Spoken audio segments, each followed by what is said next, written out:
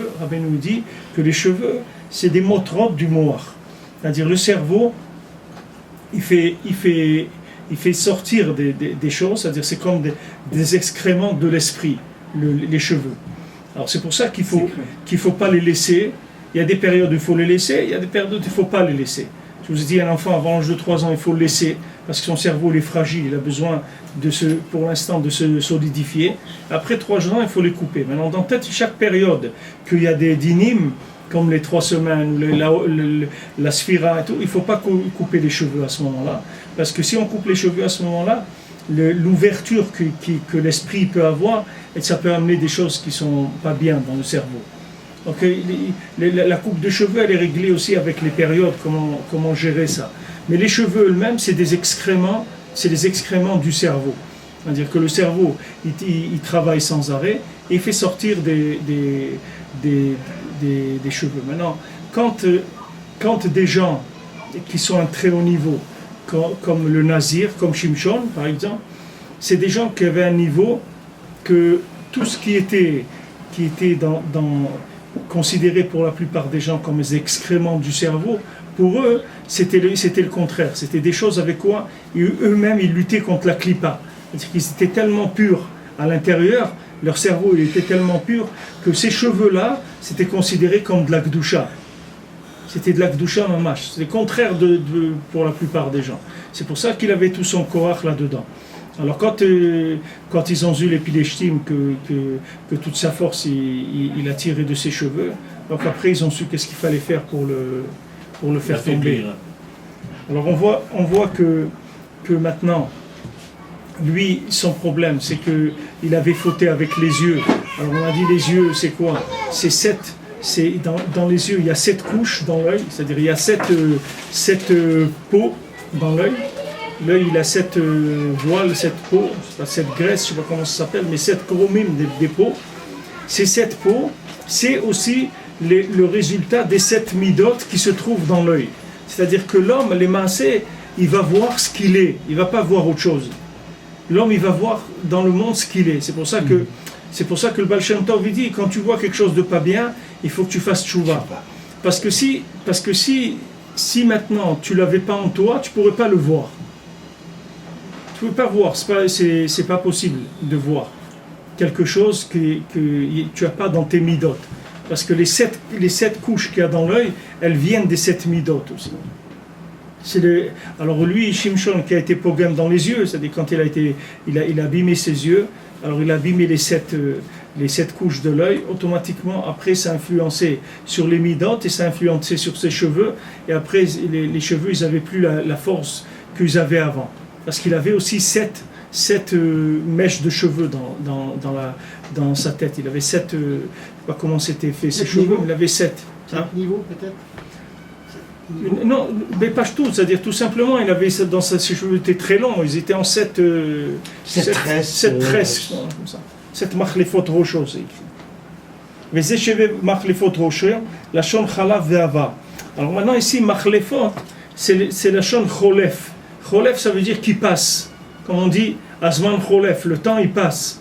Alors, Sheva Machlefot Rocho, ça veut dire les 7 choses qui passent dans sa tête. Qu'est-ce qui passe dans sa tête?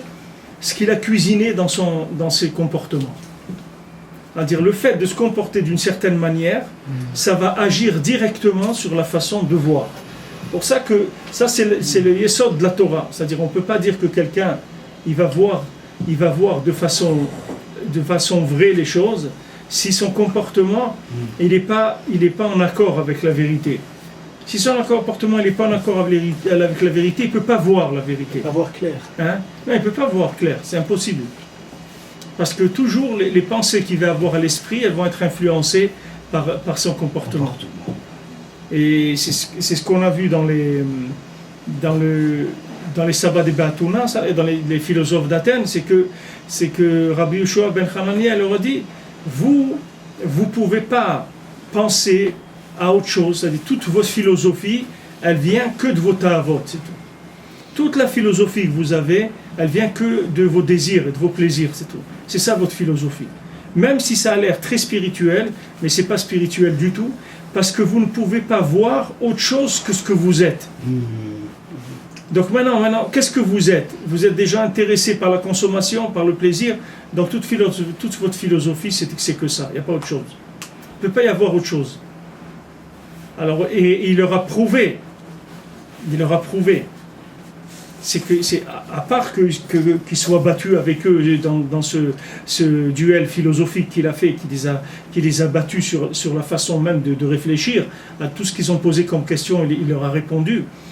Mais après, il les a battus quand il a fini, il a reconstruit un bateau, il a demandé au César de construire un bateau, et il les a mis les 60, chacun dans une cabine, dans le bateau.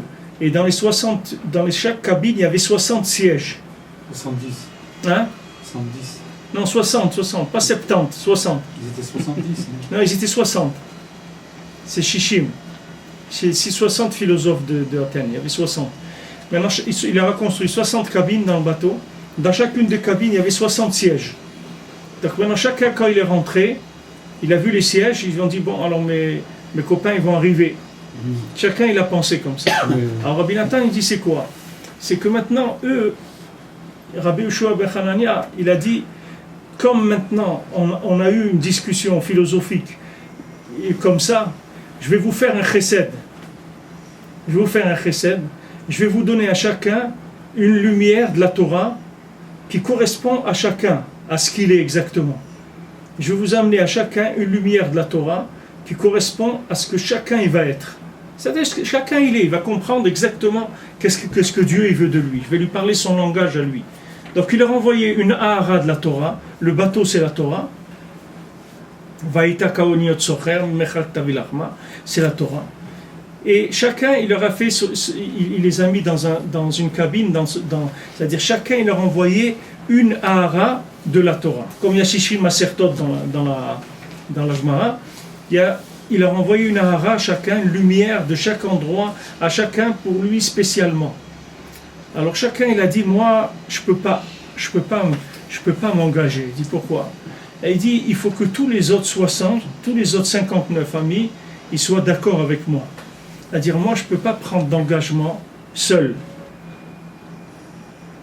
Et c'est là où ils sont tombés. C'est-à-dire, c'est à ce moment-là qu'ils sont arrivés à leur limite. Leur limite, c'était pas la vérité, parce que Rabbi Yoshua ben Hanania, qui est le tzaddik, lui, il amène la vérité à chacun. Il n'a aucun problème d'amener la vérité à n'importe qui. Même quelqu'un que toute sa vie, c'est de jouer au basket ou de jouer au baby-foot, le tzaddik, il va lui amener la vérité chez lui, à son niveau, et il va très bien comprendre qu'est-ce que c'est la vérité. Maintenant, le blocage de chacun, il explique la Rabbi Nathan, c'est que chacun, il veut que toute la société elle soit d'accord avec cette vérité-là. Et si la société n'est pas d'accord avec cette vérité, il ne veut pas s'engager. Il a peur de s'engager en cavalier seul. Alors que le début, Akash Baruch Hu, il a dit à Avraham Avinu, dès le début, il lui a dit, Lech lecha. Si tu veux commencer à faire la Torah, il faut que tu partes. Il faut que tu partes. Où je vais partir? Tu pars vers toi. Tu pars vers toi-même. C'est la première chose. C'est-à-dire que tu dois savoir que tu as un rapport individuel avec Hachem, que tu as un rapport individuel avec le tzaddik, qu'il n'y a pas de groupe. Rabbeinu, il a dit chez moi, il n'y a pas de groupe de chassidim. Il dit, moi, je n'ai pas un groupe de chassidim. Moi, j'ai que un Ben Adam, c'est tout. Chacun chez moi, c'est un. Il n'y a pas 2 ou 5 ou 10 ou 100. Il y a un, c'est tout. Celui qui vient chez moi, il vient seul. C'est-à-dire qu'il a un rapport avec le tzaddik seul. Il va lui parler son langage à lui.